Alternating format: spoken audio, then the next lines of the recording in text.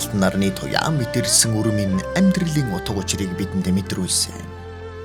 Аав ээжи хоёрын зүрхнээс соёолон ургасан амин минь аниргүй очлонгийн гэгэн үргэлжлэлээ билээ.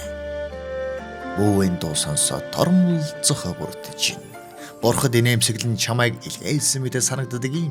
Жижигхэн алгачин гэгэн ертөнцийг атгуулж жаргалын цэцэгсийг сэтгэлд минь дэлбэлүүлэх шиг бодогдноо. Нандин аз жаргалын нар цацарч сэтгэлд минь суурайтдаг энэхэн иргсэн хамгийн нандин аялгуу бүүн дуутай орчлон чамаас минь хэлдэг. Монгол улсын соёлын тэргүүний ажилтан дуучин Янжмаагийн Эрдэнэчир. Бүүн дуутай орчлон уран бүтээлийн тоглолт 2025 дугаар оны 11-р сарын 11-нд Монгол бүхийн өргөнд 19 цагаас тоглох гэж байна. Бүүн дунд ариусан төрөнсөн үзэгч зон олон та бүхнийгээ урин залж байна.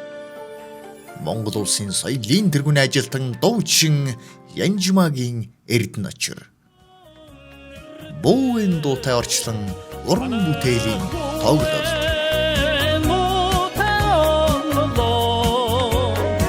Утмын саяанд бүднэн